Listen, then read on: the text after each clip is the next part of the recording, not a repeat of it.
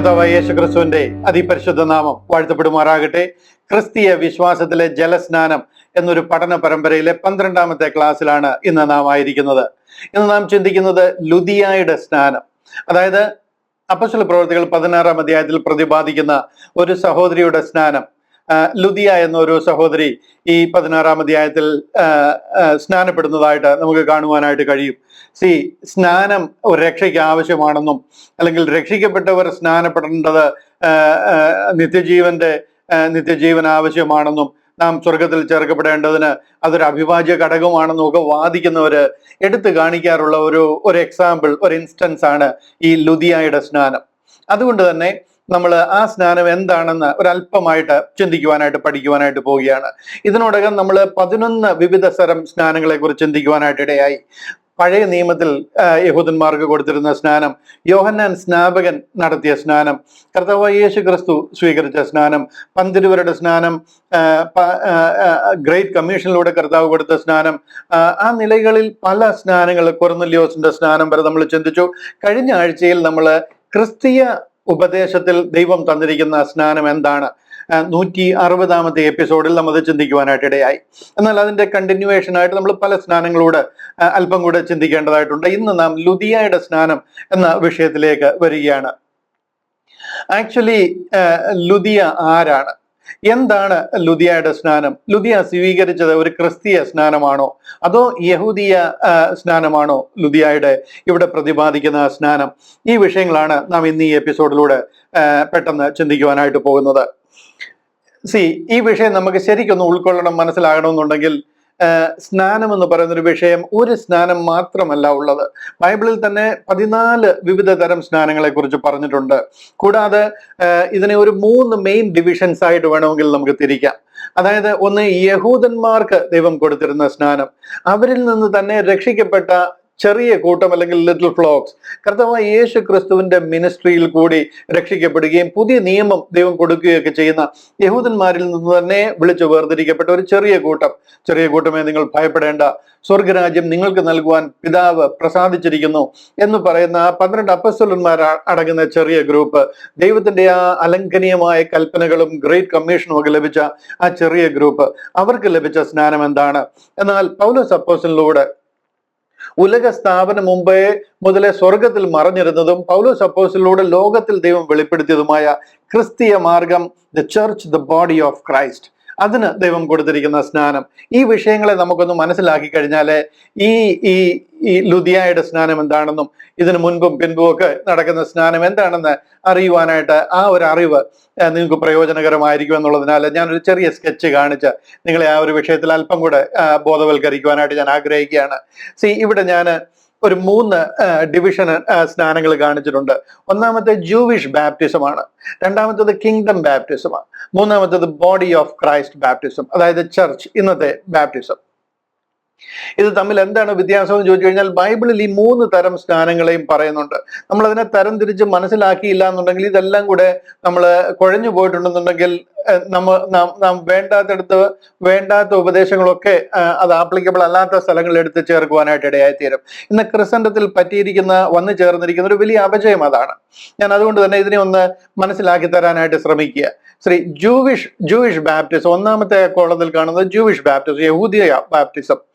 രണ്ടാമത്തെ കോളത്തിൽ കാണുന്നത് കിങ്ഡം ബാപ്റ്റിസമാണ്. ഇതും യഹൂദിയ ബാപ്റ്റിസം തന്നെയാണ്. പക്ഷെ എന്നുണ്ടെങ്കിൽ ആ ഒരു ട്രഡീഷണൽ ന്യായപ്രമാണത്തിൽ നിന്നും കർത്താവായ യേശു ക്രിസ്തു ലോകത്തിൽ വന്ന് ആ സ്വർഗരാജ്യത്തിന്റെ ഉപദേശം, കിങ്ഡം ഗോസ്പൽ അവരെ പഠിപ്പിക്കുകയും ആ ഒരു പ്രത്യാശയിലേക്ക് പന്തിരുവരുടെ നേതൃത്വത്തിൽ അവരെ കൊണ്ടുവരികയും അവർക്ക് മഹാനിയോഗമൊക്കെ കൊടുത്ത് ലോകത്തെ ആ ഒരു ക്രിസ്തീയ വിശ്വാസത്തിലേക്ക് കൊണ്ടുവരുവാനായിട്ട് കർത്താവ് കൊടുത്ത ഉപദേശമുണ്ട്. അതാണ് മത്തായി, മർക്കോസ്, ലൂക്കോസ്, യോഹന്നാനിലും ഒക്കെ പറയുന്നത്. അവിടെ ദൈവം കൊടുത്തിരിക്കുന്ന സ്നാനം. എന്നാൽ ഇതെല്ലാം കഴിഞ്ഞ് ആ ഒരു പദ്ധതിയെ ദൈവം കൈവിട്ടതിന് ശേഷം, യഹൂദന്റെ രക്ഷാമാർഗം എന്ന ഒരു പദ്ധതിയെ ദൈവം താൽക്കാലികമായിട്ട് ഹോൾഡ് ചെയ്തിരിക്കുകയാണെന്നും, അവരെ കൈവിട്ടതിന് ശേഷം സ്വർഗത്തിൽ മറഞ്ഞിരുന്ന ഒരു സ്വർഗീയ പദ്ധതിയുണ്ട്. അത് ഉലകം സ്ഥാപിക്കുന്നതിന് മുൻപ് മുതലേ സ്വർഗത്തിൽ മറഞ്ഞിരുന്ന പദ്ധതി. അതിനെയാണ് the church, the body of Christ എന്ന് പറയുന്നത്. ആ പദ്ധതിയിലൂടെ ദൈവം കൊടുത്തിരുന്ന സ്നാനം എന്താണെന്നാണ് 3ാമത്തെ കോളത്തിൽ വിശദീകരിച്ചിരിക്കുന്നത്. ഞാൻ പെട്ടെന്നൊന്ന് പറഞ്ഞു വിടാം ഒരു മെയിൻ കാര്യങ്ങൾ മാത്രം, അപ്പോൾ നിങ്ങൾക്കത് അല്പം കൂടെ മനസ്സിലാകും. ജൂവിഷ് ബാപ്റ്റിസം എന്ന് പറയുന്നത് പഴയ നിയമത്തിൽ അവർക്ക് കൊടുത്തിരുന്നതാണ്. ഇത് പ്യൂരിഫിക്കേഷൻ റിച്വൽ, അതായത് അവരുടെ ആ ഒരു ശുദ്ധീകരണത്തിനൊക്കെ വേണ്ടി ദൈവം കൊടുത്തിരുന്നതും അനേക കാര്യങ്ങൾക്ക് വേണ്ടിയിട്ട് കൺവേർഷൻ എന്ന് പറഞ്ഞു കഴിഞ്ഞാൽ ഒരാള് യഹൂദിയ മതാനുസാരിയായിട്ട് മാറുമ്പോൾ അവരെ കൺവേർട്ട് ചെയ്യുമ്പോൾ ഈ സ്നാനം കൊടുക്കും. അതുപോലെ തന്നെ റിസ്റ്റോറേഷൻ, ദൈവത്തിൽ നകന്നുപോയി അന്യാരാധനയിലൊക്കെ പോയിട്ട് അവരെ തിരിച്ച് കർത്താവിലേക്ക് മടങ്ങി വരിക, യഥാസ്ഥാനപ്പെടുത്തുകയും ചെയ്യുമ്പോൾ അവരെ സ്നാനപ്പെടുത്താറുണ്ട്. അതുപോലെ തന്നെ ഡിസൈപ്പിൾഷിപ്പിന് വേണ്ടിയിട്ട് ആഗ്രഹിക്കുമ്പോൾ അനേക സെറിമോണിയൽ ബാപ്റ്റിസംസ് ഉണ്ട്. അതായത് പ്രഗ്നന്റ് ആയിരിക്കുമ്പോൾ 9ാമത്തെ മാസത്തിൽ ഒരു ബാപ്റ്റിസം ഉണ്ട്. കല്യാണം കഴിക്കുന്നതിന് മുൻപ് അവരുടെ ഒരു പ്രത്യേക ബാപ്റ്റിസം ഉണ്ട്. ആലയത്തിലെ ശുശ്രൂഷയ്ക്ക് വേണ്ടിയിട്ടുള്ള ബാപ്റ്റിസം ഉണ്ട്. ഇതെല്ലാം പഴയ നിയമത്തിലെ ബാപ്റ്റിസമാണ്. കൂടുതലും പ്യൂരിഫിക്കേഷൻ റിച്വൽ, അവരുടെ ശുദ്ധീകരണത്തിന് വേണ്ടി കൊടുത്തിരുന്ന ബാപ്റ്റിസം ഉണ്ട്. ഇതിന്റെ ഒരു ഭാഗമായിട്ടാണ് അവരെ ആ മടങ്ങി വരവ്, യഥാർത്ഥമായിട്ട് മടങ്ങി വന്ന് മാനസാന്തരപ്പെടുക, ആ ബാപ്റ്റിസമാണ് ജോൺ ദ ബാപ്റ്റിസ്റ്റ് ചെയ്തത്. അതും ആറ്റിലും തോട്ടിലും അതുപോലുള്ള സ്ഥലങ്ങളിലൊക്കെ അവർക്ക് ആ ബാപ്റ്റിസം ചെയ്യുവാനായിട്ട് കഴിയും. കൂടാതെ ഈ മിക്വേ എന്ന് പറയുന്നത് അവരുടെ ആ സ്നാനകുളമാണ്. പഴയ നിയമത്തിലെ എല്ലാ സിനഗോഗുകളോടും ചേർന്നിട്ട് ആ മിക്വേകളുണ്ട്. ഈ കാലത്തിലുമുണ്ട് യഹൂദന്റെ ആ സിനഗോഗുകളോട് ചേർന്ന് മിക്വേ എന്ന് പറയുന്ന സ്നാനകുളമാണ്. ഇതുപോലുള്ള അവരുടെ ആചാരങ്ങൾ നടത്തിക്കുന്ന ആ സ്നാനകുളം, അതിന് 7 പടികളാണ്. ആ പടികളിൽ ഇറങ്ങിപ്പോയിട്ടാണ് ആ വെള്ളത്തിൽ ഇറങ്ങി അവർ ആ സ്നാനപ്പെടേണ്ടുന്നത്. അതിനെക്കുറിച്ച് കൂടുതൽ നിങ്ങൾക്ക് അറിയണമെന്നുണ്ടെങ്കിൽ, പ്രത്യേകിച്ച് ഈ പ്യൂരിഫിക്കേഷൻ റിച്വൽ, ഇതിനെക്കുറിച്ച് കൂടുതൽ അറിയണമെന്നുണ്ടെങ്കിൽ ലേവ്യ പുസ്തകം 15-ാം അധ്യായം 19 മുതൽ 33 വരെയുള്ള ഭാഗങ്ങൾ നിങ്ങൾ വായിച്ചു നോക്കിക്കഴിഞ്ഞാൽ ഈ പ്യൂരിഫിക്കേഷൻ റിച്വൽ, ക്ലെൻസിങ്, പ്രത്യേകിച്ച് സഹോദരിമാരോടുള്ള ബന്ധത്തിൽ ചെയ്യേണ്ടുന്ന ആ ഒരു പ്യൂരിഫിക്കേഷൻ, ആ ഒരു ബാപ്റ്റിസം എന്താണെന്നൊക്കെ പറഞ്ഞിരിക്കുന്നത് നിങ്ങൾക്ക് കാണുവാനായിട്ട് കഴിയും. ഇത് പൊതുവെ പഴയ നിയമത്തിൽ കൊടുത്തിരുന്നതും യഹൂദന്മാര് യാതൊരു വിധത്തിലും അതിനൊരു വീഴ്ച കൂടാതെ അവർ നടത്തിയിരുന്നതും ചെയ്തു പോരുന്നതുമായ ഒരു സ്നാനമാണ്. ഇതിന്റെ ഭാഗമായിട്ടാണ് യോഹന്നാൻ സ്നാപകൻ വന്ന മാനസാന്തര സ്നാനം, ആ കൺവേർഷന് വേണ്ടിയിട്ടുള്ള ആ സ്നാനം, ആ റിസ്റ്റോറേഷന് വേണ്ടിയിട്ടുള്ള സ്നാനമൊക്കെ നടത്തിക്കുന്നത്. ആ സ്നാനം നടത്തിയപ്പോൾ അത് കണ്ട പുരോഹിതന്മാർക്കോ റബിമാർക്കോ ഒന്നും ഒരു അതിശയവും തോന്നിയില്ല. കാര്യം അത് അവരുടെ സ്ഥിരം റൊട്ടീന്റെ ഭാഗമാണ്. അതുകൊണ്ട് തന്നെ അവർ യോഹന്നാൻ സ്നാപകനോട്, അയ്യോ യോഹന്നാൻ സ്നാപകനെ താങ്കൾ എന്തായി ചെയ്യുന്നതെന്നൊന്നും ചോദിച്ചില്ല. ഇത് എന്തിനു വേണ്ടിയിട്ടാണ് ഈ സ്നാനം എന്നാണ് ചോദിക്കുന്നത്. അത് വളരെ ക്ലിയർ ആണ്, അവർക്ക് എല്ലാവർക്കും അറിയാവുന്ന സ്നാനമാണ്. നമുക്കും പഴയ നിയമം നോക്കിക്കഴിഞ്ഞാൽ അത് കാണുവാനായിട്ട് കഴിയും. അതുകൊണ്ട് ഞാൻ അവിടെ വിടുകയാണ്. 2ാമത്തെ കോളത്തിൽ കാണുന്നത് കിങ്ഡം ബാപ്റ്റിസമാണ്. ഈ ബാപ്റ്റിസമാണ് കർത്താവായ യേശു ക്രിസ്തു അവരുടെ പാപങ്ങൾ മോചിച്ച് കിട്ടുവാനായിട്ട് കർത്താവ് അവർക്ക് കൊടുത്ത അലംഘനീയമായ കൽപ്പനയുടെ ഭാഗമാണ്. അതാ മർക്കോസ് 16:16 പറഞ്ഞ്, വിശ്വസിക്കുകയും സ്നാനമേൽക്കുകയും ചെയ്യുന്നവൻ രക്ഷിക്കപ്പെടും, വിശ്വസിക്കാത്തവൻ ശിക്ഷാവിധിയിലാകപ്പെടും. ഇത് ജലസ്നാനത്തെ കുറിച്ചാണ് പറയുന്നത്. പിതാവിന്റെയും പുത്രന്റെയും പരിശുദ്ധാത്മാവിന്റെ നാമത്തിലുള്ള സ്നാനം, അത് ആറ്റിലോ തോട്ടിലോ അവരെ പൂർണ്ണമായിട്ട് നിമജ്ജനം ചെയ്ത് അവരെ സ്നാനപ്പെടുത്തുന്ന കാര്യത്തെക്കുറിച്ചായി പറയുന്നത്. മത്തായിയുടെ സുവിശേഷത്തിൽ 28-ാം അധ്യായത്തിൽ അവർ കൊടുക്കുന്ന അലംഘനീയമായ കൽപ്പനയാണ്. അതുകൊണ്ട് പുറപ്പെട്ട് നിങ്ങൾ പിതാവിന്റെയും പുത്രന്റെയും പരിശുദ്ധാത്മാവിന്റെ നാമത്തിൽ സ്നാനം കഴിപ്പിച്ചു എന്നൊക്കെ പറയുന്ന ഭാഗം. അതുപോലെ തന്നെ ആക്ട്സ്, അപ്പോസ്തല പ്രവൃത്തികൾ 2-ാം അധ്യായം, പെന്തക്കോസ്ത് നാളിൽ പത്രോസ് അപ്പോസ്തലൻ അവരുടെ നടുവിൽ നിന്നുകൊണ്ട് അവരോട് പറയുന്നത്, നിങ്ങൾ ഓരോരുത്തരും മാനസാന്തരപ്പെട്ട് നിങ്ങളുടെ പാപങ്ങളുടെ മോചനത്തിനായി ഓരോരുത്തരും യേശു ക്രിസ്തുവിന്റെ നാമത്തിൽ സ്നാനം ഏൽപ്പി എന്ന് പറയുന്ന സ്നാനം, ഇത് അവർക്ക് ഗ്രേറ്റ് കമ്മീഷനായിട്ട് കൊടുത്തിരുന്നതാണ്. ഇത് അലംഘനീയമാണ്, ഇത് ലംഘിക്കാൻ പാടില്ലാത്തതാണ്. എന്നാൽ ഈ കാലഘട്ടത്തിൽ ദൈവം അവരെ കൈവിട്ടു. കാര്യം യഹൂദൻ ആസ് എ ഹോൾ കർത്താവിന്റെ ആ പദ്ധതിയിലേക്ക് വന്നില്ല. ഇസ്രായേലിനെ ദൈവം വിട്ടുകളയുവാനായിട്ട് ഇടയായി, അത്തിമരത്തെ ദൈവം വെട്ടിക്കളയുവാനായിട്ട് ഇടയായി. എന്നാൽ അതിന്റെ ആ വെട്ടിക്കളഞ്ഞതിന് ശേഷം ഉണ്ടായിരുന്ന ഒരു കാലഘട്ടത്തിലാണ് സ്വർഗത്തിൽ മറഞ്ഞിരുന്നതായി ബോഡി ഓഫ് ക്രൈസ്റ്റ് അല്ലെങ്കിൽ കൃപായുഗം എന്നൊരു കാലഘട്ടം ആരംഭിക്കുകയും ക്രിസ്തീയ വിശ്വാസം ഇന്ന് ഞാനും നിങ്ങളുമായിരിക്കുന്ന ആ പദ്ധതി ദൈവം ആരംഭിക്കുകയും ചെയ്തു. എന്നാൽ ഇത് റാപ്ചറോടുകൂടി തീരുകയും നമ്മൾ ഇവിടുന്ന് പോവുകയും ചെയ്യും. അതിനുശേഷം ദൈവം അവരെ യഥാസ്ഥാനപ്പെടുത്തും. ആ സമയത്തും അവർക്ക് സ്നാനം ആവശ്യമാണ്. യഹൂദനെ യഥാസ്ഥാനപ്പെടുത്തുന്ന ഒരു കാലം വരും. അതാണ് 1 പത്രോസ് 3:21 പറഞ്ഞിരിക്കുന്നത്. അവിടെ പറയുന്നത് നിങ്ങളുടെ സ്നാനം ഇപ്പോൾ നിങ്ങളുടെ അഴുക്ക് കളയുന്നതിന് വേണ്ടിയിട്ടല്ല, നിങ്ങളുടെ വിശ്വാസം മറ്റുള്ളവരെ കാണിക്കേണ്ടതിനായിട്ട്, നിങ്ങളുടെ എക്സ്പ്രഷൻ ഓഫ് ഫെയ്ത്ത്, കർത്താവായ യേശു ക്രിസ്തുവിലെ വിശ്വാസത്താൽ നിങ്ങൾ രക്ഷിക്കപ്പെട്ടിരിക്കുന്നു എന്നുള്ള ആ കാര്യം അന്ന് ഒരു ചലഞ്ചിങ് ടൈം പീരീഡിലാണ് അവരായിരിക്കുന്നത്. 666 ഒക്കെ ഇവിടെ നിലവിലിരിക്കുകയും അവരെ ദൈവം കഠിന ശോധനയിൽ കൂടി യഥാസ്ഥാനപ്പെടുത്തുകയും ചെയ്യുന്ന ഒരു കാലഘട്ടമാണ്. ആ കാലഘട്ടത്തിൽ അവർക്ക് അവർക്ക് കർത്താവിലേക്ക് വരുമ്പോൾ അവർ ആ സ്നാനം സ്വീകരിക്കേണ്ടത് ആവശ്യമാണ്. കാര്യം മറ്റുള്ളവരുടെ മുന്നിൽ കർത്താവിനെ എടുത്തു കാണിക്കുവാനായിട്ട്, അത് ഈ എക്സ്പ്രഷൻ ഓഫ് ഫെയ്ത്ത്, അവര് കർത്താവ് യേശു ക്രിസ്തുവിലൂടെ രക്ഷിക്കപ്പെട്ടിരിക്കുന്നു എന്ന് ധൈര്യത്തോട് പ്രസ്താവിക്കുവാൻ അവർക്ക് കൊടുത്തിരിക്കുന്ന സ്നാനമാണ് പത്രോസ് അപ്പോസ്തലന്റെ ലേഖനത്തിൽ പ്രതിപാദിക്കുന്നത്. ഈ പത്രോസ് അപ്പോസ്തലൻ തന്നെയാണ് ഈ അപ്പോസ്തല പ്രവൃത്തികളുടെ പുസ്തകം 2:38 പറയുന്നത്, നിങ്ങളുടെ പാപങ്ങളുടെ മോചനത്തിനായി നിങ്ങൾ ഓരോരുത്തരും യേശു ക്രിസ്തുവിന്റെ നാമത്തിൽ സ്നാനമേൽപ്പിന്ന്. എന്നാൽ കാലഘട്ടങ്ങൾ മാറിയത് കൊണ്ട് അതിന്റെ പർപ്പസും അതിന്റെ ആവശ്യകതയും ഒക്കെ മാറിയിരിക്കുകയാണ്. ഇതാണ് രണ്ടാമത്തെ ബാപ്റ്റിസം എന്ന് പറയുന്നത്. എന്നാൽ മൂന്നാമതൊരു ബാപ്റ്റിസം ഉണ്ട്, അതാണ് ഞാനും നിങ്ങളുമായിരിക്കുന്ന ക്രിസ്തീയ വിശ്വാസത്തിലെ ബാപ്റ്റിസം. പൗലോസ് അപ്പോസ്തലനിലൂടെയാണ് ഈ കാലഘട്ടത്തിന്റെ പ്രത്യേകത എന്താണെന്നും ഇവിടുത്തെ രക്ഷാപദ്ധതി എന്താണെന്നും ഒക്കെ ദൈവം വെളിപ്പെടുത്തിയിരിക്കുന്നത്. അവിടെ പൗലോസ് അപ്പോസ്തലൻ എഴുതിയിരിക്കുന്ന 13 ലേഖനങ്ങൾ, റോമാ ലേഖനം മുതൽ ഫിലമോൻ എഴുതിയിരിക്കുന്ന ലേഖനം വരെയുള്ള എല്ലാ ലേഖനങ്ങളിലും താൻ പ്രതിപാദിച്ചിരിക്കുന്നത് ഈ ബാപ്റ്റിസം ഇൻ ഹോളി സ്പിരിറ്റ് ആണ്. ഇവിടെ റോമാ ലേഖനം 6-ാം അധ്യായം 3-4 വാക്യങ്ങളിൽ അവിടെ പറയുന്നത്, കർത്താവ് യേശു ക്രിസ്തുവിനോട് ചേരുവാൻ സ്നാനമേറ്റിരിക്കുന്ന നാം എല്ലാവരും അവന്റെ മരണത്തിൽ പങ്കാളികളാകുവാൻ സ്നാനമേറ്റിരിക്കുന്നു. ഇത് വെള്ളത്തിൽ മുക്കുന്ന സ്നാനത്തെക്കുറിച്ചല്ല പറയുന്നത്, പ്രത്യുത കർത്താവ് യേശു ക്രിസ്തുവിന്റെ ആത്മാവ് നമ്മുടെ ആത്മാവിലേക്ക് വരുന്ന ആ സ്നാനത്തെക്കുറിച്ചാണ്, ആ പരിശുദ്ധാത്മ സ്നാനത്തെക്കുറിച്ചാണ് ഇവിടെ പ്രതിപാദിക്കുന്നത്. ഇത് തന്നെയാണ് ഗലാത്യ ലേഖനം 3:27 പറയുന്നത്. കർത്താവിന്റെ ആത്മാവ് നമ്മുടെ ആത്മാവിന്റെ മേലേക്ക് വരികയും നമ്മുടെ ആത്മാവിനെ പൊതിയുകയും ചെയ്യുക, അതിനെ ധരിച്ചിരിക്കുന്നു. യഹൂദനൊന്നുമില്ല, യവനൊന്നുമില്ല, കർത്താവ് യേശു ക്രിസ്തുവിനോട് ചേരുവാൻ സ്നാനമേറ്റിരിക്കുന്ന നാം എല്ലാവരും അവനെ ധരിച്ചിരിക്കുന്നു. ആ ആത്മാവ് നമ്മുടെ ആത്മാവിലേക്ക് വരികയാണ്. യേശു ക്രിസ്തുവിന്റെ ആത്മാവ് ഇല്ലാത്തവൻ അവൻ ഉള്ളവൻ അല്ല എന്ന് റോമാലേഖനം 8-ാം അധ്യായം 9-ാം വാക്യത്തിൽ പറയുക. ഈ ഇവിടെ പറയുന്ന സ്നാനങ്ങളെല്ലാം തന്നെ കൊലോസ് ലേഖനം 2:12, എഫേസ്യ ലേഖനം 4:5, കൊരിന്ത്യർ ലേഖനം 1 കൊരിന്ത്യർ 12:13, ഇതെല്ലാം പറയുന്നത് holy spirit, baptism in holy സ്പിരിറ്റിനെ കുറിച്ചാണ്.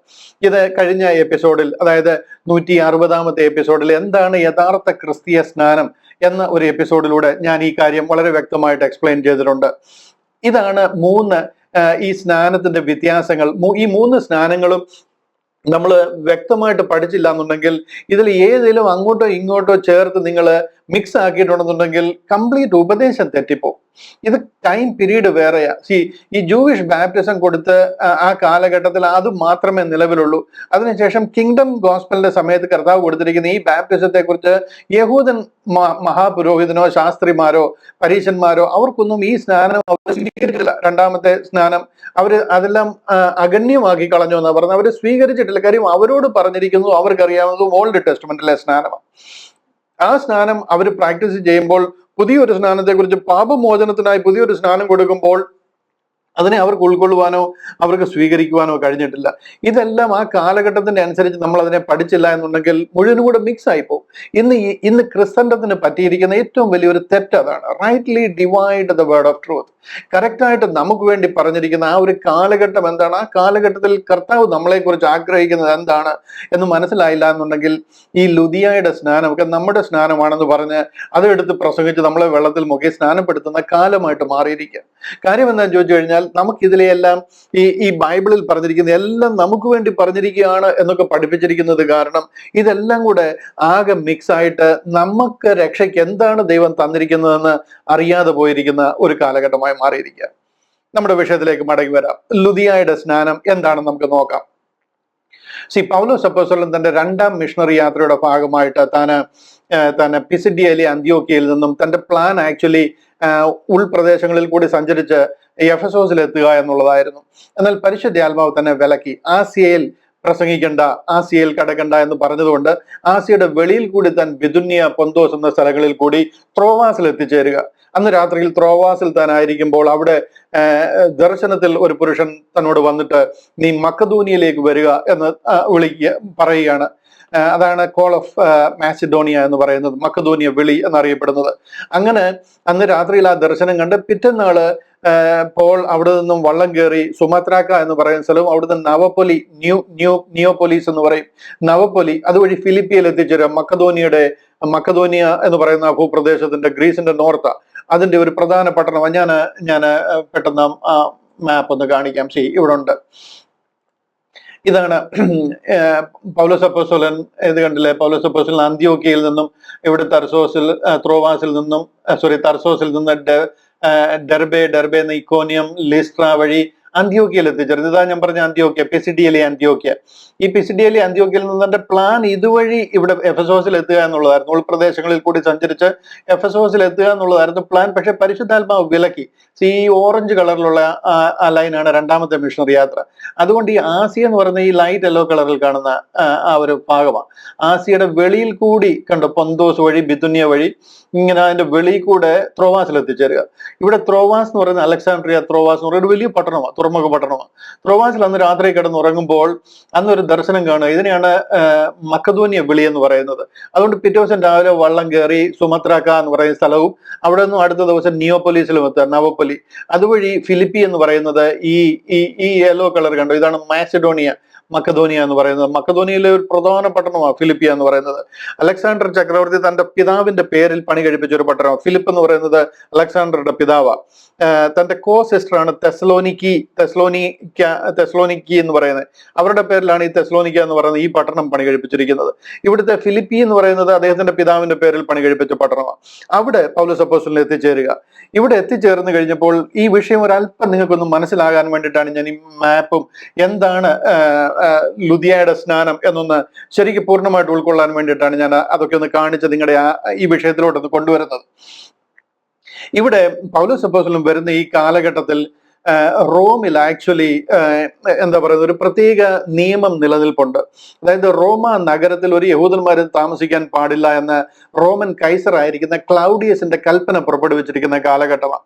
അതുകൊണ്ട് തന്നെ റോമിൽ നോക്കിക്കഴിഞ്ഞാൽ യഹൂദന്മാരെ ആരെയും തന്നെ കാണത്തില്ല. അവരെല്ലാവരും അവിടുന്ന് റോം വിട്ടു പോകണമെന്നുള്ളത് ക്ലൗഡിയസിന്റെ കൽപ്പനയായിരുന്നു. ഇവിടെ നോക്കിക്കഴിഞ്ഞാൽ ഈ ഫിലിപ്പി എന്ന് പറഞ്ഞു കഴിഞ്ഞാൽ ഈ റോം മാതിരി തന്നെ എന്താ പറയുന്നത്, ഈ മക്കതോനിയയിലെ ഒരു ഒരു ഒരു ഒരു റോം ആണെന്ന് വേണമെങ്കിൽ പറയാം ഈ ഫിലിപ്പി എന്ന് പറയുന്നത്. ആ റോമിന്റെ അതുപോലത്തെ ഒരു റിപ്ലിക്കയാണ് ഈ ഫിലിപ്പിയ എന്ന് പറയുന്നത്. റോമക്കാർ കുടിയേറി പാർക്കുന്ന, യഹൂദന്മാരല്ല, റോമൻസ് കുടിയേറി പാർക്കുന്ന ഈ മാസിഡോണിയയിൽ ഒരു പ്രധാന സ്ഥലമായി ഫിലിപ്പിയ എന്ന് പറയുന്നത്. യഹൂദന്മാരല്ല, റോമക്കാർ കുടിയേറി പാർക്കുന്നത്. അതുകൊണ്ട് തന്നെ ഈ റോമിൽ ഉണ്ടായിരുന്ന ആ നിയമങ്ങളൊക്കെ ഏറെക്കുറെ ഫിലിപ്പിയയിലും ആപ്ലിക്കബിളാണ്. അവരാണ് ഇവിടെ കുടിയേറി പാർക്കുന്ന ഏറ്റവും കൂടുതൽ ജനങ്ങളുള്ളത് ഫിലിപ്പിയൻ സിറ്റിയിൽ. അപ്പൊ അതുകൊണ്ട് തന്നെ ഈ റോമ നഗരത്തിൽ ഉണ്ടായിരുന്ന നിയമങ്ങളൊക്കെ ഏറെക്കുറെ ഫിലിപ്പിയയിലും ആപ്ലിക്കബിൾ ആണ് എന്ന് നമുക്ക് ന്യായമായിട്ട് ചിന്തിക്കാം. അതാണ് വേദപണ്ഡിതന്മാരുടെയും അഭിപ്രായം. അങ്ങനെ ഈ യഹൂദന്മാർ റോമാ നഗരം വിട്ടു പോകണമെന്നുള്ള ആ ഒരു വിദ്വേഷം ഉണ്ടാകാനായിട്ടുള്ള കാരണം യേശു ക്രിസ്തുവിനെ അംഗീകരിച്ച യഹൂദന്മാരും യേശു ക്രിസ്തുവിനെ അംഗീകരിക്കാത്ത യഹൂദന്മാരും എന്ത് കാരണത്താൽ കർത്താവിനെ അവർ ക്രൂശിച്ചോ, എന്ത് കാരണത്താൽ 12 അപ്പോസ്തലന്മാരിൽ പലരെയും അവർ ഉപദ്രവിക്കുകയും ക്രൂശിക്കുകയും കൊല്ലുകയും ചെയ്തോ, അതേ കാരണം പറഞ്ഞ് വലിയ ലഹളകളും റയോട്ടുകളും ഉണ്ടാകുക അവരുടെ ഇടയിൽ ഭയങ്കര പതിവായിരുന്നു. അങ്ങനെ ഉണ്ടായി കഴിഞ്ഞപ്പോഴാണ് ഈ ക്ലൗഡിയസ് കൈസർ അവര് ഈ റോമ നഗരം വിട്ടു പോകണം. കാര്യം അവരുടെ കേസുകൾ പരിഹരിക്കാനേ പറ്റാത്ത രീതിയിൽ വലിയ ലഹളകൾ ഉണ്ടായിക്കൊണ്ടിരിക്കുക. അതുകൊണ്ട് അവരെ ബാൻ ചെയ്ത് അവർ ഇവിടുന്ന് റോമ നഗരം വിട്ടു പോകണമെന്ന് പറയാൻ കാര്യം ഈ സംഗതി തന്നെ ഓൾമോസ്റ്റ് ഫിലിപ്പിയയിലും ആപ്ലിക്കബിൾ ആണ് എന്ന് നിങ്ങൾ മനസ്സിലാക്കണം. കാര്യം അവിടെ റോമക്കാർ കുടിയേറി പാർക്കുന്ന ഒരു പട്ടണമാണ്. അതുകൊണ്ട് തന്നെ അവിടെ അധികം പള്ളികളോ അവരുടെ സിനഗോഗുകളോ ഒന്നുമില്ല. ഈ പൗലോസ് അപ്പോസ്തലനെ ഒരു എന്താ പറയുന്നത്, ഒരു ദർശനത്തിൽ ദൈവദൂതൻ വന്ന് വിളിച്ചിരിക്കുക, നീ മക്കതോനിയയിലേക്ക് വരാൻ. പോള് ടർക്കിയിൽ നിന്നും ഗ്രീസിൽ, അതായത് ഈ മക്കതോനിയയിലെ പ്രധാന സിറ്റിയായ ഫിലിപ്പിയിൽ എത്തിയിരിക്കുന്നത് ദൈവ വിളി കേട്ടിട്ടാണ് അവിടെ എത്തിയിരിക്കുന്നത്. അവിടെ വന്നു കഴിയുമ്പോൾ തനിക്ക് സാധാരണ തന്റെ പതിവ് പ്രകാരം ഈ 13, 14, 15 അധ്യായങ്ങളൊക്കെ നോക്കിക്കഴിഞ്ഞാൽ പോള് ടർക്കിയിലെ എന്താ പറയുന്നത് ഡെർബയിലും ഈ കോനിയയിലും ലൂസ്ത്രയിലും ഒക്കെയാ. അവിടുത്തെയൊക്കെ എല്ലാ പള്ളികളിലും എല്ലാ ശബത്ത് ദിവസങ്ങളും അവരുടെ പള്ളികളിൽ പോയി കർത്താവ് യേശു ക്രിസ്തുവിനെ കുറിച്ച് പ്രസംഗിക്കുക. അവിടുന്ന് യഹൂദന്മാർ തന്നെ തല്ലി പുറത്താക്കുകയും കല്ലെറിഞ്ഞ് കൊല്ലുന്ന ലെവലിലോട്ട് കാര്യങ്ങൾ പോവുകയും ഒക്കെ ചെയ്യുന്നതായിട്ട് നിങ്ങൾക്കറിയാം. ഈ 13, 14 അധ്യായമൊക്കെ പഠിച്ചു കഴിഞ്ഞാൽ നിങ്ങൾക്ക് കാണാൻ പറ്റും. അപ്പോ പൗലോസ് അപ്പോസ്തലൻ ഒരു ശബത്ത് ദിവസം എന്ന് കണ്ടു കഴിഞ്ഞാൽ അത്യാവശ്യമായിട്ടും ഫിലിപ്പിയയിൽ എത്തിയിരിക്കുകയാണ്. അവിടുത്തെ സിനഗോഗുകൾ തിരക്കി പോവുകയാണ്. എന്നാൽ അവിടെ ചെന്ന് കഴിഞ്ഞപ്പോൾ പോളിന് മനസ്സിലായി ഇവിടുത്തെ സിനഗോഗുകളൊക്കെ അടഞ്ഞു കിടക്കുകയാണ്. കാരണം ഇന്നതാണ്. അതുകൊണ്ട് സിനഗോഗിൽ പോയിട്ട് വലിയ കഥയില്ല. അവിടെ താൻ ഉദ്ദേശിക്കുന്ന ഒരു മിനിസ്ട്രി അവിടെ നടക്കുകയില്ല എന്നൊക്കെ ഇതിനോടകം പോളിന് മനസ്സിലായി. അതുകൊണ്ട് തന്നെ അതുകൊണ്ട് തന്നെ പൗലോസ് അപ്പോസ്തലൻ അടുത്തതായിട്ട് ദൈവം അയച്ചിരിക്കുന്ന, തീർച്ചയായിട്ടും അതിന് ദൈവത്തിൻ്റെതായിട്ടുള്ള ഒരു പദ്ധതി ഉണ്ടായിരിക്കും. അതുകൊണ്ട് ഇവിടുന്ന് വിട്ടു പോയേക്കാമെന്ന് പറഞ്ഞു പോവുകയല്ല. എന്താണ് ദൈവം വിളിച്ചത്, ഫിലിപ്പിയിലേക്ക് വരാൻ പറഞ്ഞത് എന്തിനു വേണ്ടിയിട്ടാണ്? അതുകൊണ്ട് ആ ഒരു ആഗ്രഹത്തോടുകൂടി, പ്രാർത്ഥനയോടുകൂടി തന്നെ മുന്നിൽ ദൈവം തുറന്നു കൊടുക്കുന്ന വാതിലുകൾ, ആ മുഖാന്തരങ്ങളൊക്കെ താൻ ഉപയോഗിക്കുക. ഇവിടെ ഒരു കാര്യം നമ്മൾ മനസ്സിലാക്കണം. ഇതൊക്കെ എല്ലാം അതുപോലെ തന്നെ ബൈബിളിൽ എഴുതിയിട്ടുണ്ടോ എന്ന് ചോദിച്ചു കഴിഞ്ഞാൽ ഇല്ല. പക്ഷെന്നുണ്ടെങ്കിൽ നമ്മൾ പഴയ നിയമത്തിന്റെ ബാക്ക്ഗ്രൗണ്ടിലും അവിടുത്തെ ആ ഒരു കൾച്ചറും സോഷ്യൽ ലൈഫും ഒക്കെ നമ്മൾ ഇതിനകത്തിൽ മനസ്സിലാക്കി വേണം ഈ വിഷയങ്ങളെ പഠിക്കാനായിട്ട്. അവിടുത്തെ സിനഗോഗുകൾ അടഞ്ഞു കിടക്കുകയാണ്. ഞാൻ ഓർപ്പിച്ചല്ലോ, ഈ സിനഗോഗുകളിൽ മിക്വേ എന്ന് പറയുന്ന സ്നാനക്കുളങ്ങളും അവരുടെ ശുദ്ധീകരണത്തിന് വേണ്ടിയിട്ടുള്ള പല സംവിധാനങ്ങളും അവിടെ ഉണ്ട്. യെരുശലേം ദേവാലയത്തിന്റെ ചുറ്റും നോക്കിക്കഴിഞ്ഞാൽ തന്നെ നിങ്ങൾ കാണുന്ന പല കുളങ്ങളും, ശീലോഹോം കുളവും, ശലോമോന്റെ കുളവും, അതുപോലെ തന്നെ പല കുളങ്ങൾ നമുക്ക് കാണാം. ഇതെല്ലാം ഇതുപോലുള്ള ശുദ്ധീകരണത്തിനും കഴുകലിനും മുഴുകലിനും തളിക്കലിനും മുക്കലിനും ഒക്കെ വേണ്ടിയിട്ടുള്ള കുളങ്ങളും അതിനുള്ള സൗകര്യങ്ങളുമാണ്. അതുപോലെ തന്നെ ഈ എല്ലാ സിനഗോഗുകളോടും ബന്ധപ്പെട്ട് അവർക്ക് ആ ഒരു സൗകര്യമുണ്ട്. എന്നാൽ ഇതൊക്കെ ഫങ്ഷണൽ അല്ലാതെ പൂട്ടിക്കിടക്കുന്നത് കാരണം പല ശുദ്ധീകരണങ്ങളും ചെയ്യാതിരിക്കാൻ പറ്റത്തില്ല. ചിലതൊക്കെ ഒരു പക്ഷെന്നുണ്ടെങ്കിൽ കാര്യകാരണ സഹിതത്താൽ അവർക്ക് പ്രാർത്ഥിച്ച് അതൊരു പക്ഷെന്നുണ്ടെങ്കിൽ ഒഴിവാക്കാമായിരിക്കാം, എനിക്കറിയത്തില്ല. പക്ഷെന്നുണ്ടെങ്കിൽ സഹോദരിമാരുടെ ബന്ധപ്പെട്ടുള്ള പല പ്യൂരിഫിക്കേഷനുമായിട്ട് ബന്ധപ്പെട്ടുള്ള ചില കഴുകലുകളും മുഴുകലുകളും ഒക്കെ ഉണ്ട്. അതൊന്നും അവർക്ക് ഒഴിവാക്കാൻ പറ്റത്തില്ല. എല്ലാ മാസത്തിലുമുള്ള സ്ത്രീകളുടെ ശുദ്ധീകരണത്തോട് ബന്ധപ്പെട്ടുള്ള അവരുടെ കഴുകലുകളും അവരുടെ സ്നാനങ്ങളും ഒക്കെ ഉണ്ട്. അത് മിക്വേ ഇല്ലെങ്കിലും അതിന് തക്കതായിട്ടുള്ള സൗകര്യം അവർക്ക് ഉണ്ടാക്കണം. അതിനാണ് ഈ പ്രത്യേക പുഴയുടെ വക്കിൽ അവരുടെ ആ ഒരു ശുശ്രൂഷയാണ് നടക്കുന്നത്. ഈ സൈഗാക്ടിസ് എന്ന് പറയുന്ന ഒരു പുഴയാണ്. പഴയ കാലത്ത് അന്ന് ഫിലിപ്പിയിലുണ്ടായിരുന്ന ഒരു പുഴയാ ഈ സൈഗാക്ടിസ് എന്ന് പറയുന്ന. ഇന്ന് ഈ കാലഘട്ടത്തിൽ അത് അറിയപ്പെടുന്ന ക്രെനിഡസ് എന്നറിയപ്പെടുന്ന ഒരു നദിയാണ്. ആ പുഴയുടെ വക്കത്തിൽ അതിനു വേണ്ടിയിട്ടുള്ള ഈ സ്നാനത്തിന് വേണ്ടിയിട്ടുള്ള സൗകര്യങ്ങൾ ക്രമീകരിച്ചിരിക്കുക. അവിടെ വരുന്നത് യഹൂദിയ സ്ത്രീകളും അവരുടെ ഈ മന്ത്ലി ക്ലെൻസിങ്ങിന് വേണ്ടിയിട്ടുള്ള, പ്യൂരിഫിക്കേഷന് വേണ്ടിയിട്ടുള്ള ആ ശുശ്രൂഷകൾ നടക്കുന്ന ഒരു സ്ഥലമാണ്. അവിടെ ആ സ്നാനങ്ങൾ അവർക്ക് ഒഴിവാക്കാൻ പറ്റത്തില്ല. കാര്യം എന്താണെന്ന് ചോദിച്ചു കഴിഞ്ഞാൽ, ഋതുമതിയായിരിക്കുന്ന ഒരു സ്ത്രീ അല്ലെന്നുണ്ടെങ്കിൽ അവരുടെ ആ പ്യൂരിഫിക്കേഷനോടുള്ള ബന്ധത്തിൽ ചെയ്യേണ്ടുന്ന ആ ശുശ്രൂഷകൾ, ആ ക്ലെൻസിങ്, ആ ബാപ്റ്റിസം അത് നടന്നിട്ടില്ല എന്നുണ്ടെന്നുണ്ടെങ്കിൽ അവർ അശുദ്ധയാണ്. അവർക്ക് ഭവനത്തിൽ കയറാൻ പറ്റത്തില്ല. മെയിൻ വീടിന്റെ തന്നെ പല മുറികളിലും പല സ്ഥലങ്ങളിലും അവർക്ക് കയറാൻ പാടില്ല. അവർക്ക് വേണ്ടി വെളിയിൽ ഒരു റൂമാണ് ക്രമീകരിച്ചിരിക്കുന്നത്.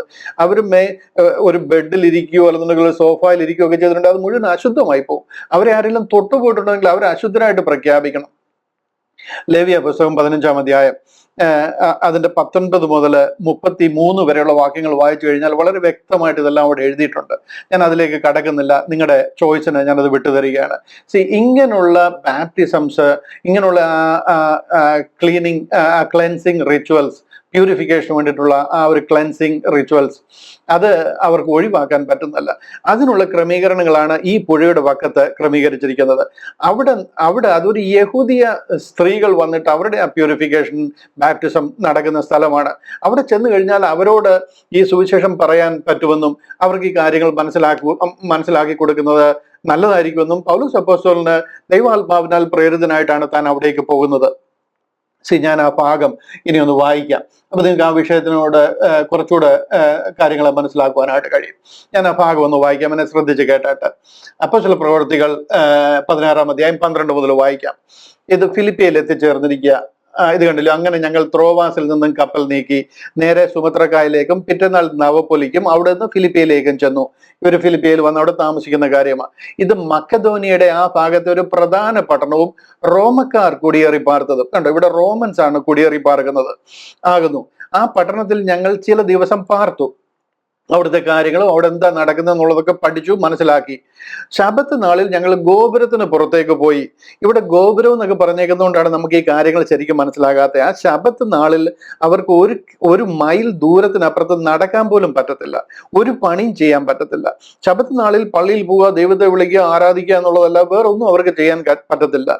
ഇവിടെ ഗോപുരത്തിന് പുറത്തേക്ക് പോയി എന്ന് പറയുന്നത് ഗോപുരം ഒന്നുമല്ല, അത് സിറ്റിയാണ്. ഫിലിപ്പിയൻ സിറ്റിയുടെ വെളിയിലേക്ക് വന്നു. And on the Sabbath we went out of the city by a river side. മനസ്സിലായോ? ഇവിടെ പറയുന്നത് ഗോപുരത്തിന് പുറത്തു പോയി എന്നല്ല, അവർ ആ സിറ്റിയിൽ നിന്ന് പുറത്തു വന്നു. കാര്യം എന്താണെന്ന് ചോദിച്ചു കഴിഞ്ഞാൽ ഇതെല്ലാം പാഗൻ സിറ്റികളാണ്. റോമൻ പാഗൻ അന്യ ആരാധന നടക്കുന്ന സിറ്റികളും അവരുടെ കൂത്തുകഴികൾ കെട്ടുകാഴ്ചകളും നടക്കുന്ന സ്ഥലങ്ങളാണ്. അവിടെ ഇവർ നിന്നാൽ പോലും നിൽക്കാൻ പോലും പാടില്ല. അവിടെ നിന്ന് അവർ ശബത്ത് നാളിനെ ശുദ്ധീകരിക്കണമെന്നാണ്. അതുകൊണ്ട് ആ സിറ്റിയിൽ നിന്ന് അവർ പുറത്തുപോയി. അവിടെ പ്രാർത്ഥനാ സ്ഥലം ഉണ്ടായിരിക്കും എന്ന് ഞങ്ങൾ വിചാരിച്ചു. കാര്യം പോളിന് അത് അനുമാനിക്കാം, ഈ കാര്യങ്ങൾ നടന്നേ കഴിയത്തുള്ളൂ. ആ പുഴവക്കത്ത് ഇങ്ങനൊരു സംഭവം നടക്കാനുള്ള ചാൻസസ് ഉണ്ടെന്ന് തനിക്കറിയാം. അതുകൊണ്ട് തന്നെ അങ്ങനെ വിചാരിച്ച് പുഴവക്കത്തിരുന്നു. അവിടെ കൂടി വന്ന് സ്ത്രീകളോട് സംസാരിച്ചു. കണ്ടില്ലേ, പോൾ ഇവിടെ പറയുന്നത് യഹൂദിയ റിച്വൽസ് ആയിരിക്കുന്ന പ്യൂരിഫിക്കേഷൻ സ്നാനം നടക്കുന്ന സ്ഥലമാണ്. അവിടെ സ്ത്രീകൾ വരും, കാര്യം അവർക്ക് വരാതിരിക്കാൻ പറ്റത്തില്ല. അവിടെ ഒന്നും രണ്ടുമല്ല, അനേകര് വരും, 100 കണക്കിന് സ്ത്രീകൾ വരും, കാര്യം അവരുടെ ആ മന്ത്ലി റിച്വൽസ് നടക്കുന്ന സ്ഥലമാണ്. ഇവിടെ തുയതൈര പട്ടണക്കാരത്തെയും രക്താംബരം വിൽക്കുന്നവളുമായി ലുദിയ എന്ന് പേരുള്ള ദൈവഭക്തയായ ഒരു സ്ത്രീ കേട്ടുകൊണ്ടിരുന്നു. ഇവിടേക്ക് ഈ ദൈവഭക്തയായ സ്ത്രീ എന്ന് പറയുന്നത് യഹൂദിയ സ്ത്രീയാണ്. അവരിൽ ലുദിയ എന്ന് പറയുന്ന സ്ത്രീ തുയതൈര പട്ടണക്കാരിയ. തുയതൈര എന്ന് പറയുന്നത് കണ്ടല്ലോ, ഞാൻ ഈ പടം ഒന്ന് കാണിക്കാം.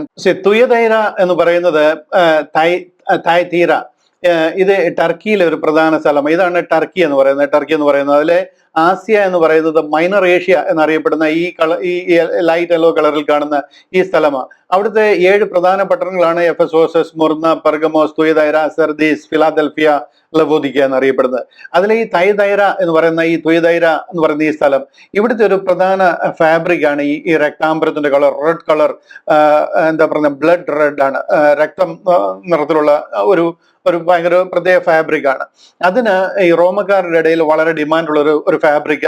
അതുകൊണ്ട് തന്നെ ഈ സ്ഥലത്തുള്ള ഒരു സഹോദരിയാണ് ഈ ലുദിയ. അവർ ഇവിടെ നിന്നും അക്കരെ കയറി ഫിലിപ്പിയയിൽ ഇവിടെ ഈ ഫാബ്രിക്സിന്റെ ഒരു ഹോൾസെയിൽ ബിസിനസ് നടത്തുന്ന ഒരു ധനികയായ സ്ത്രീയാണ്. നമുക്ക് ഈ വാക്യത്തിൽ നോക്കാം എന്താ അവിടെ പറയുന്നത്. അവിടെ പറയുന്നത് തുയതൈര പട്ടണക്കാരത്തെയും രക്താംബരം വിൽക്കുന്നവളുമായി ലുദിയ എന്നു പേരുള്ള ദൈവഭക്തിയായ ഒരു സ്ത്രീ കേട്ടുകൊണ്ടിരുന്നു. ഇവരെല്ലാവരും ഇവിടെ അവരുടെ ആ റിച്വൽസിന്റെ ഭാഗമായിട്ട് വന്നിരിക്കുന്നതാ, ആ സ്നാനത്തിന് വേണ്ടിയിട്ട്. അവിടെ വന്നു കഴിഞ്ഞപ്പോൾ പൗലോസ് സംസാരിച്ചത് ശ്രദ്ധിക്കേണ്ടതിന് കർത്താവ് അവളുടെ ഹൃദയം തുറന്നു. ഇവിടെ ഈ സ്ത്രീ വന്നിരിക്കുന്നു. ദൈവം അവരുടെ ഹൃദയം, അതായത് ഈ പോൾ പ്രസംഗിക്കുന്ന കർത്താവായ യേശു ക്രിസ്തുവിനെയാണ്, കർത്താവിന്റെ കാൽവറി മരണത്തിലൂടെയുള്ള രക്ഷയും ആ സുവിശേഷമാണ് പ്രസംഗിക്കുന്നത്. അത് കേൾക്കാനായിട്ട് കർത്താവ് ലുദിയയുടെ ഹൃദയം തുറന്നു എന്ന് പറയുക. അവിടെ അനേകർ വരുന്നുണ്ട്, വന്ന് അവരുടെ ഒരു റിച്വൽസിന്റെ ഭാഗമായിട്ട് അവര് സ്നാനപ്പെട്ടു പോകുന്നുണ്ട്. എല്ലാവർക്കും പറയുന്നതെല്ലാം മനസ്സിലാകണമെന്ന് നിർബന്ധമൊന്നുമില്ല. ഇവിടെ ദൈവം ലുദിയയുടെ ഹൃദയം തുറന്നിരിക്കുകയാണ്. അതുകൊണ്ട് ലുദിയായി കാര്യം മനസ്സിലാക്കുവാനായിട്ട് ഇടയായി. 12 അപ്പോസ്തലന്മാര് കർത്താവിനോട് കൂടെ നടന്നിട്ടും അവർക്ക് കർത്താവ് പറഞ്ഞ പല കാര്യങ്ങളും മനസ്സിലായിട്ടില്ല.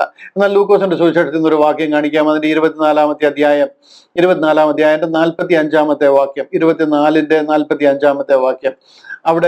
അവിടെ പറയാണ് 24-ന്റെ 45. കണ്ടില്ലയോ? അവിടെ പറയാണ്, തിരുവെഴുത്തുകളെ തിരിച്ചറിയേണ്ടതിന് അവരുടെ ബുദ്ധിയെ തുറന്നു. കർത്താവ് യേശു ക്രിസ്തു ഉയർത്തെഴുന്നേറ്റതിന് ശേഷം 12 അപ്പോസ്തലന്മാർക്ക് കർത്താവ് ഈ പറയുന്നത് എന്താണെന്നും സ്വർഗരാജ്യം എന്താണെന്നും തിരുവെഴുത്തുകളിൽ എന്താണ് ഈ സ്വർഗരാജ്യത്തെ കുറിച്ച് എഴുതിയിരിക്കുന്നതെന്നും പറഞ്ഞിരിക്കുന്നതെന്നും ഒക്കെ മനസ്സിലാക്കുവാൻ കർത്താവ് അവരുടെ ബുദ്ധിയെ തുറന്നു. അതിനുശേഷമാണ് അവർക്ക് കാര്യങ്ങൾ ശരിക്കും ഗ്രഹിക്കാൻ തുടങ്ങിയത്. അതിനു മുമ്പ് വരെ അവർ വലയും വള്ളവും ഒക്കെ ആയിട്ട് മീൻ പിടിക്കാനും കർത്താവ് പോയി എന്ന് അറിഞ്ഞു കഴിഞ്ഞപ്പോൾ തന്നെ അവർ വേറെ ആക്ടിവിറ്റീസിലേക്കൊക്കെ തിരിഞ്ഞതാ. എന്നാൽ കർത്താവ് അവർക്ക് ഉയർത്തെഴുന്നേറ്റ് അവരോട് കൂടെ നടന്ന് അവർക്ക് തിരുവെഴുത്തുകളെ തിരിച്ചറിയേണ്ടത് അവരുടെ ബുദ്ധിയെ തുറന്ന് അവരോട് സ്വർഗരാജ്യത്തെക്കുറിച്ച് പ്രസംഗിച്ച് അവർക്ക് അതിനുവേണ്ടി കാത്തിരിക്കുവാനായിട്ടും പരിശുദ്ധാത്മാവിഷയം നിങ്ങൾ പ്രാപിക്കാൻ പോകുന്നു എന്നൊക്കെ പറഞ്ഞു കഴിഞ്ഞപ്പോഴാണ് അവർ ചോദിക്കുന്നത്, കർത്താവെ, ഞങ്ങൾക്ക് വേണ്ടി ഒരുക്കിയിരിക്കുന്ന ആ രാജ്യം എന്ന് ഞങ്ങൾക്ക് ലഭ്യമാകും, എന്ന് നീ ഞങ്ങൾക്ക് യഥാസ്ഥാനപ്പെടുത്തി തരും എന്നൊക്കെ കർത്താവിനോട് അവർ ചോദിക്കുന്നത്. അത് ചോദിക്കാനും മനസ്സിലാക്കാനും മാത്രം ദൈവം അവരുടെ ബുദ്ധിയെ തുറക്കുവാനായിട്ട് ഇടയായി തീർന്നു. അങ്ങനെ അവർക്ക് ആ കാര്യം ഗ്രഹിക്കുവാനായിട്ട് ഇടയായി തീർന്നു. അതുപോലെ തന്നെ കർത്താവ് നമ്മൾ ഈ വായിച്ച ഭാഗത്തിൽ പറയുന്നത് ലുദിയായിക്ക് കാര്യങ്ങളെ മനസ്സിലാക്കുവാനായിട്ട് ദൈവം അവളുടെ ഹൃദയം തുറന്നു എന്ന് പറയുക. ഞാൻ ആ വാക്യം ഒന്ന് കാണിക്കാം. 14-ാമത്തെ വാക്യം. പൗലോസ് സംസാരിച്ചത് ഗ്രഹിക്കേണ്ടതിന്, ശ്രദ്ധിക്കേണ്ടതിന് കർത്താവ് അവളുടെ ഹൃദയം തുറന്നു. അങ്ങനെ പോൾ എന്താണ് സംസാരിക്കുന്നതെന്ന് ലുദിയായിക്ക് മനസ്സിലാകുവാനായിട്ട് ഇടയായി തീർന്നു. ലുദിയ അവിടെ തന്റെ ആ ക്ലെൻസിങ്, ആ പ്യൂരിഫിക്കേഷൻ റൈറ്റ്സിനോടുള്ള ബന്ധത്തിലുള്ള സ്നാനത്തിന് വേണ്ടി വന്നതാണ്. പക്ഷെ എന്നുണ്ടെങ്കിൽ അവിടെ വന്ന പല സ്ത്രീകളോടും പോൾ സംസാരിക്കുവാനായിട്ട് ഇടയായെങ്കിലും ദൈവം ലുദിയയുടെ ഹൃദയം തുറക്കുകയും വാസ്തവമായിട്ട് അവർക്ക് അത് ഉൾക്കൊള്ളുവാനും മനസ്സിലാകുവാനും ഇടയാകുകയും ചെയ്തു. അടുത്ത വാക്യത്തിൽ പറയുകയാണ്, അവളും കുടുംബവും സ്നാനമേറ്റ ശേഷം നിങ്ങൾ എന്നെ കർത്താവിൽ വിശ്വസ്ത എന്ന് എണ്ണിയിരിക്കുന്നുവെങ്കിൽ എൻ്റെ വീട്ടിൽ വന്ന് പാർപ്പീൻ എന്ന് അപേക്ഷിച്ച് ഞങ്ങളെ നിർബന്ധിച്ചു. ഇവിടെ നിങ്ങളൊരു കാര്യം ശ്രദ്ധിക്കണം, ആ വാക്യം അതുപോലെ തന്നെ ഒന്ന് നോക്കിയേ. അവളും കുടുംബവും സ്നാനമേറ്റതിന് ശേഷം, ഇവർ ഈ സ്നാനപ്പെടാൻ വേണ്ടിയിട്ടാണ് വന്നത്. അവിടെ ഒരാൾ തന്നെയല്ല, 100 കണക്കിന് സഹോദരിമാർ വന്നിട്ടുണ്ടെന്ന് നമുക്ക് വേണമെങ്കിൽ അനുമാനിക്കാം. അവിടെ അവർ വന്ന സ്നാനമേറ്റതിന് ശേഷം നിങ്ങൾ എന്നെ കർത്താവിൽ വിശ്വസ്ത എന്ന് എണ്ണിയിരിക്കുന്നുവെങ്കിൽ, അതായത് ആ ഒരു ചടങ്ങും അവിടുത്തെ ഒരു ശുശ്രൂഷയും കഴിഞ്ഞപ്പോൾ ലിഡിയ വന്ന് പോളിനോട് പറയുകയാണ്, നിങ്ങൾ എന്നെ കർത്താവിൽ വിശ്വസ്ത എന്ന് എണ്ണിയിരിക്കുന്നുവെങ്കിൽ എൻ്റെ വീട്ടിൽ വന്ന് പാർപ്പീനെന്ന് അപേക്ഷിച്ചു, ഞങ്ങളെ നിർബന്ധിച്ചു. അങ്ങനെ ലിഡിയയുടെ ഭവനത്തിൽ പോളും ശീലാസും ഒക്കെ പോകുവാനായിട്ട് ഇടയായി തീരുകയും തിമത്യോസും ഒക്കെ പോകാനായിട്ട് ഇടയായി തീരുകയും തൻ്റെ വീട്ടിൽ ഒരു സഭ ആരംഭിക്കുകയും ചെയ്തു. അതാണ് ഫിലിപ്പിയ സഭ എന്ന് പറയുന്നത്. ഇവിടെ പൗലോസ് അപ്പോസ്തലൻ ലുദിയായെ സ്നാനം കഴിപ്പിച്ചോ എന്നല്ല പറയുന്നത്. അവർ ആവശ്യത്തിന് വേണ്ടി വന്നോ, ഏത് സ്നാനത്തിന് വേണ്ടി വന്നോ, ആ സ്നാനം കഴിഞ്ഞ ശേഷം അവളും കുടുംബവും സ്നാനമേറ്റ ശേഷം, ഈ കുടുംബം എന്നൊക്കെ പറയുമ്പോൾ ഭർത്താവ് അതിനകത്തിലുണ്ട് എന്ന് നമ്മൾ അങ്ങ് വരുത്തി തീർത്തിരിക്കുക. ഇവിടെ വന്നിരിക്കുന്നത് സഹോദരിമാരുടെ സ്നാനം നടക്കുന്ന പ്രത്യേക ക്ലെൻസിങ് ശുശ്രൂഷ നടക്കുന്ന സ്ഥലമാണ്. അവിടെ എല്ലാവരും കുടുംബമായിട്ട് ഹസ്ബൻഡും അപ്പനും അമ്മയും എല്ലാവരും കൂടെ ചേർന്ന് വരണമെന്നില്ല, സഹോദരിമാർ വരുന്ന സ്ഥലമാണ്. ചിലപ്പോൾ അവരുടെ സിസ്റ്റേഴ്സ് കാണാം, പെൺമക്കൾ കാണാം, അമ്മ കാണാം, ചേട്ടത്തി അനിത്യമാരൊക്കെ കാണാം.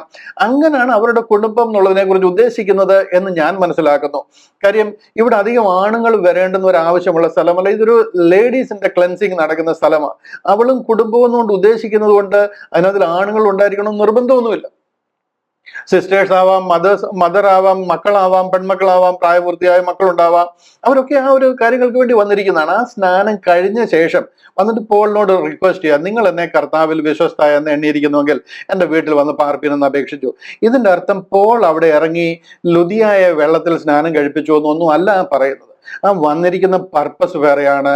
ആ ലുദിയ ഒരു യഹൂദിയ സ്ത്രീയാണ്. അവരുടെ ആ പ്യൂരിഫിക്കേഷൻ ബാപ്റ്റിസത്തിന്റെ ഭാഗമായിട്ട് അവർ സ്നാനപ്പെടുന്ന കാര്യം അവിടെ പറയുന്നത്. അവിടെ ഒരു സ്ത്രീ അല്ല, അനേക സ്ത്രീകൾ വന്നിട്ടുണ്ട്. അവരോടൊക്കെ പോളും ശീലാസും തിമത്യോസും ഒക്കെ ചേർന്ന് അവർ കർത്താവായ യേശു ക്രിസ്തുവിനെ കൂടെ തുറക്കപ്പെട്ടിരിക്കുന്ന രക്ഷാപദ്ധതിയെ കുറിച്ച് പ്രസിദ്ധമാക്കുക. അത് പ്രത്യേകിച്ച് മനസ്സിലാക്കുവാൻ ദൈവം ലുദിയയുടെ ഹൃദയം തുറന്നിരിക്കുക. കാര്യം ദൈവത്തിന് ആ ഒരു വലിയ പട്ടണത്തെ കുറിച്ചൊരു വലിയ കാഴ്ചപ്പാടുണ്ട്. ലുദിയയുടെ ആ ഒരു ആത്മസ്നേഹം, ആ ദൈവത്തോടുള്ള താല്പര്യവും സ്നേഹവും ഹൃദയങ്ങളെ അറിയുന്ന ദൈവം അവളുടെ ഹൃദയം തുറക്കുകയും അവൾക്ക് അത് മനസ്സിലാവുകയും ചെയ്തിരിക്കുക. അതുകൊണ്ട് അവളുടെ വീട്ടിലേക്ക് ഈ ദൈവദാസന്മാരെ ക്ഷണിച്ചിരിക്കുക. ആ ഫിലിപ്പിയിലെ ചർച്ച് ആരംഭിക്കുന്നത് അവരുടെ ഭവനത്തിലാണ്. അവിടെ നിന്നാണ് മക്കതോനിയ അല്ലെന്നുണ്ടെങ്കിൽ ആ ഒരു യൂറോപ്യൻ ഭൂഖണ്ഡം മുഴുവനും ഈ കാര്യങ്ങൾ പടർന്ന് ശക്തിയോട് മറ്റുള്ള സ്ഥലങ്ങളിലേക്ക് എത്തപ്പെടുന്നത്. അപ്പോ അവിടെ നടക്കുന്ന സ്നാനം ഒരു ക്രിസ്തീയ സ്നാനത്തെ കുറിച്ചല്ല അവിടെ പ്രതിപാദിക്കുന്നത്.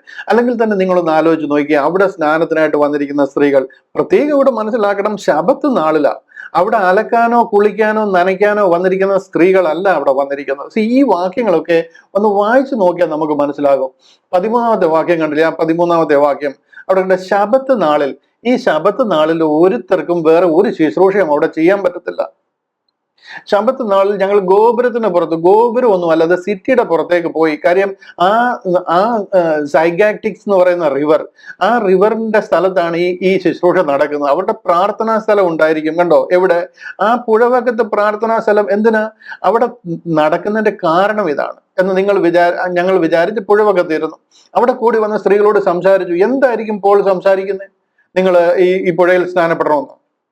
അതിനാ അവർ വന്നേക്കുന്നത്. അവിടെ പിന്നെ പ്രത്യേകിച്ച് അവരോട് പറയേണ്ട ആവശ്യമൊന്നുമില്ല. ഇവിടെ നിങ്ങൾ ന്യായമായിട്ടൊന്ന് ആലോചിച്ച് നോക്കിയേ. കുറെ സ്ത്രീകൾ വന്നിരിക്കുക, അപ്പോൾ അവിടെ നിന്നുകൊണ്ട് കർത്താവായ യേശു ക്രിസ്തുവിനെ കുറിച്ച് പ്രസംഗിച്ചു കഴിഞ്ഞപ്പോൾ കർത്താവിന്റെ കാൽവറി യാഗത്തെക്കുറിച്ചും രക്ഷയെക്കുറിച്ചൊക്കെ പ്രസംഗിക്കുക. ഈ ലുദിയ കേട്ടു, ലുദിയയുടെ ഹൃദയം തുറന്നു കഴിഞ്ഞാൽ ഉടനെ അവരെല്ലാം കുടുംബമായിട്ട് ഇറങ്ങി, പോൾ ഞങ്ങളെ ഒന്ന് സ്നാനപ്പെടുത്താൻ എന്ന് പറഞ്ഞിട്ട് അവിടെ ഇറങ്ങി സ്നാനപ്പെടുകയാണ് ചെയ്യുന്നത്. ഒരു പ്രസംഗം കേട്ട് കഴിഞ്ഞപ്പോഴത്തേനും എല്ലാവരും കൂടെ കുടുംബമായിട്ട് ഇറങ്ങി സ്നാനപ്പെടുകയാണ് ചെയ്യുന്നത്. ഈ സ്നാനം എന്നൊക്കെ പറയുന്ന അവർക്ക് ആ കാര്യങ്ങൾ മനസ്സിലാണ്. ഇത് യഹൂദ സ്ത്രീകൾ, ഒരു പ്രസംഗം കേട്ടപ്പോഴത്തേന് ഇറങ്ങി എല്ലാവരും കൂടെ സ്നാനപ്പെടുവാൻ തക്കവണ്ണമൊന്നും അവർക്ക് സമർപ്പിച്ചു കൊടുക്കാൻ പറ്റത്തില്ല. അവിടെ നടക്കുന്ന സ്നാനം എന്ന് പറയുന്നത് കാലാകാലങ്ങളായിട്ട് സഹസ്രാബ്ദങ്ങളായിട്ട് അവരുടെ ഇടയിലുള്ള സ്നാനമാണ്. അവരുടെ ശുദ്ധീകരണ സ്നാനമാണ് നടക്കുന്നത്. ആ സ്നാനമൊക്കെ കഴിഞ്ഞിട്ട് പോൾ പറഞ്ഞ ആ സുവിശേഷം അവരുടെ ഹൃദയത്തിൽ തറച്ചത് കാരണം പോളിനോടും കൂടെ ഉള്ളവരോടും ചോദിക്കുക, ഞങ്ങളെ നിങ്ങൾ വിശ്വസ്തരെന്ന് എണ്ണുന്നുവെങ്കിൽ ഞങ്ങളുടെ ഭവനത്തിൽ വന്ന് പാർപ്പിൻ, ഞങ്ങളോട് കൂടുതൽ ഇതേക്കുറിച്ച് പറയുവിൻ, ഞങ്ങൾക്ക് ഇതിനെക്കുറിച്ച് അറിയണമെന്ന് പറഞ്ഞ് അങ്ങനെ പോൾ അവരുടെ ഭവനത്തിൽ പോവുകയും അവിടെ പ്രാർത്ഥന ആരംഭിക്കുകയും ചെയ്യുക. ഇതാണ് ആക്ച്വലി ലുദിയായുടെ സ്നാനം എന്ന് പറയുന്നത്. പിന്നെ ഈ സ്നാനം ലുദിയ സ്വീകരിച്ചു, അതുകൊണ്ട് ഇത് ക്രിസ്തീയ വിശ്വാസത്തിലെ സ്നാനമാണെന്ന് വരുത്തി തീർക്കാനായിട്ട് ആൾക്കാർ കച്ച കെട്ടി ഇറങ്ങിയിരിക്കുക. ഇല്ല, മോങ്ങാനിരുന്ന പട്ടിയുടെ തലയിൽ തേങ്ങ വീണു എന്ന് മലയാളത്തിലൊരു ചൊല്ലുണ്ട്. ഇതാണ് സ്നാനമെന്ന് ഉറപ്പിക്കാനായിട്ട് ചിലരങ്ങ് ഇറങ്ങിയിരിക്കുക. അതിൻ്റെ കൂടെ കാണുന്ന സ്നാനങ്ങളെല്ലാം പിടിച്ച് ഇത് ക്രിസ്തീയ സ്നാനമാണ്, ഇതാണ് ക്രിസ്തീയ സ്നാനം, പുഴയിൽ ഇങ്ങനെ മുഴുവനും മുക്കി സ്നാനപ്പെടുത്തണം, ഇതാണ് നമുക്ക് വേണ്ടുന്നതൊക്കെ പറഞ്ഞങ്ങ് പഠിപ്പിച്ചേക്കുക. ഇതെല്ലാം എക്സാമ്പിൾ എടുത്ത് കാണിക്കുക. ഇത് ആക്ച്വലി ഞാൻ ആ കാണിച്ച ആദ്യത്തെ 3 സ്നാനം നിങ്ങൾ നോക്കി അതിൽ ഒന്നാമത്തെ സ്നാനമായി നടക്കുന്ന ഈ ഒരു റിച്വൽസിന്റെ ഒരു സ്നാനത്തിന്റെ ഒരു ഡിവിഷൻ ഞാൻ നിങ്ങളെ കാണിച്ചിരുന്നല്ലോ. ലുദിയയുടെ സ്നാനം എന്ന് പറയുന്നത് ഈ ജൂയിഷ് ബാപ്റ്റിസം.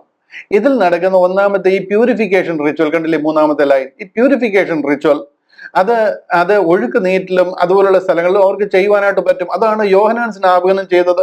യോർദാൻ നദിയിലെ ഒഴുക്ക് നീറ്റിൽ മടങ്ങി വരുവാനുള്ള സ്നാനം കഴിപ്പിച്ചതുപോലെ ഈ സാഹചര്യം കാരണം ആ പ്യൂരിഫിക്കേഷൻ റിച്വലിന് വേണ്ടിയിട്ട് ഈ ഒരു പുഴയിൽ അവർ ആ സ്നാനം നടക്കുക. ഇത് മത്തായി, മർക്കോസ്, ലൂക്കോസിലോ ഒന്നും പറയുന്നത് ഗ്രേറ്റ് കമ്മീഷന്റെ സ്നാനമല്ല. അവർക്കൊന്നും ഈ ഗ്രേറ്റ് കമ്മീഷനെ കുറിച്ച് അറിയാമോ എന്ന് തന്നെ നമുക്ക് സംശയമുണ്ട്. കാര്യം ഈ മർക്കോസിന്റെ സുവിശേഷത്തിൽ നിങ്ങൾ വിശ്വസിക്കുകയും സ്നാനമേൽക്കുകയും ചെയ്തവൻ രക്ഷിക്കപ്പെടുമെന്നുള്ള ആ ഒരു സ്നാനം നടക്കുന്ന സ്ഥലമല്ല ഇത്. ഇതിന്റെ പർപ്പസ് വേറെയാണ്. ഈ ഒന്നാമത്തെ സ്നാനത്തിന്റെ 2-ാമത്തെ സ്നാനത്തിന്റെ പർപ്പസ് എൻറ്റയർലി ഡിഫറെന്റ്. എന്നാൽ ക്രിസ്ത്യാനികളെന്ന് അഭിമാനിക്കുന്ന നമ്മുടെ സ്നാനം പറഞ്ഞിരിക്കുന്ന ഈ 3-ാമത്തെ കോളത്തിൽ കാണുന്നത്, ഈ 3-ാമത്തെ കോളത്തിൽ കാണുന്ന സ്നാനം വെള്ളത്തിലെ സ്നാനമേ അല്ല, അത് പരിശുദ്ധാത്മ സ്നാനമാണ്. പരിശുദ്ധ ആത്മാവിനാൽ നാം സ്നാനപ്പെടുന്ന സ്നാനത്തെ കുറിച്ച് പറഞ്ഞിരിക്കുന്നത്. അവിടെ വെള്ളത്തിൽ മുക്കുന്നതിനെ കുറിച്ചോ ലുദിയ സ്നാനപ്പെട്ടതിനെ കുറിച്ചോ അടുത്ത ആഴ്ച നമ്മൾ ചിന്തിക്കാൻ പോകുന്നത് ഫിലിപ്പിയൻ കാരാഗ്രഹ പ്രമാണിയുടെ സ്നാനത്തെക്കുറിച്ചും കൊരിന്തിൽ അനേകർ സ്നാനപ്പെട്ടു എന്ന് പറയുന്ന ഒരു സ്നാനത്തെക്കുറിച്ചും അതൊക്കെ എന്ത് കാരണത്താലാണ് ആ സ്നാനങ്ങളൊക്കെ നടക്കുന്നത് എന്നുള്ളതിനെ കുറിച്ച് നമ്മൾ ചിന്തിക്കാനായിട്ട് പോവുകയാണ്. ഇവിടെ ഒരു കാര്യം നിങ്ങൾ പ്രത്യേകിച്ച് മനസ്സിലാക്കേണ്ടത്, നമുക്കുള്ള സ്നാനം ലുദിയ സ്വീകരിച്ച പോലുള്ള ഓൾഡ് ടെസ്റ്റ്മെന്റിലെ ഒരു സ്നാനമോ 12 അപ്പോസ്തലന്മാർ പ്രസംഗിച്ച നിങ്ങളുടെ പാപങ്ങളുടെ മോചനത്തിനായി നിങ്ങൾ ഓരോരുത്തരും യേശു ക്രിസ്തുവിന്റെ നാമത്തിൽ സ്നാനപ്പെടുവീനെന്ന് പറഞ്ഞ ആ സ്നാനമല്ല. കാര്യം ഇന്ന് നമുക്ക് വളരെ വ്യക്തമാണ്, പൗലോസ് അപ്പോസ്തലനോട് സ്നാനത്തിലല്ല നമ്മുടെ പാപങ്ങൾ മോചിക്കുന്നത്. അത് പോളിലൂടെ വെളിപ്പെടുത്തി തന്നിരിക്കുക, റിവീൽഡ് ആയിരിക്കുക, മിസ്റ്ററി റെവലേഷനാണ്.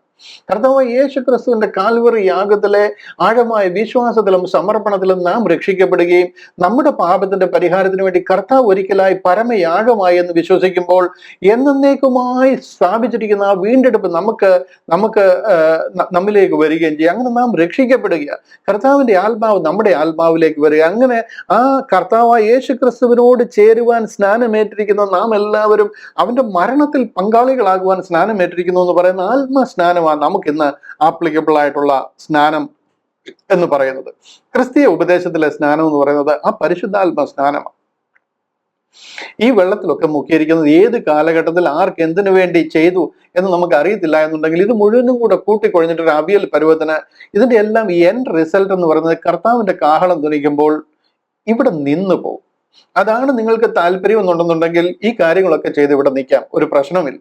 അല്ല, എടുക്കപ്പെടണമെന്നുണ്ടെങ്കിൽ നിത്യം നരകാഗ്നിയിലേക്ക് ചെന്ന് ചേരണ്ട എന്ന് നിങ്ങൾ ആഗ്രഹിക്കുന്നുണ്ടെങ്കിൽ സത്യം എന്താണെന്ന് ഒരിക്കലൂടെ തിരിച്ചറിയാൻ വളരെ വളരെ ചുരുങ്ങിയ സമയമാണ് നമ്മുടെ മുന്നിലുള്ളത്. ഇതിനെതിരെ തിരിയാതെ ഇതിനെതിരെ ഒതിച്ചു കഴിഞ്ഞാൽ നിങ്ങൾക്ക് അതിന്റെ ക്ഷീണം, എൻഡ് ഓഫ് ദി ഡേ നിങ്ങളാണ് നഷ്ടപ്പെടാൻ പോകുന്നത്. അതുകൊണ്ട് ആർക്ക് വേണ്ടി എന്ത് സ്നാനം പറഞ്ഞിരിക്കുന്നു, ലുദിയയുടെ സ്നാനം എന്താണ് എന്നൊക്കെ മനസ്സിലാക്കുവാനും അതിന് അനുസരിച്ച് കർത്താവായ യേശു ക്രിസ്തു കാൽവറിയിലൂടെ നിവർത്തിച്ച രക്ഷണ്യ പ്രവൃത്തിയിൽ ആഴമായ വിശ്വാസത്തിലും സമർപ്പണത്തിലും രക്ഷിക്കപ്പെടുവാൻ നിങ്ങളെ ഒരിക്കൽ കൂടി പ്രബോധിപ്പിച്ചുകൊണ്ട് വാക്കുകൾക്ക് വിരാമം കുറിക്കുകയാണ്. കർത്താവിന്റെ കൃപ നമ്മുടെ കൂടെ ഇരിക്കുമായിരുന്നു.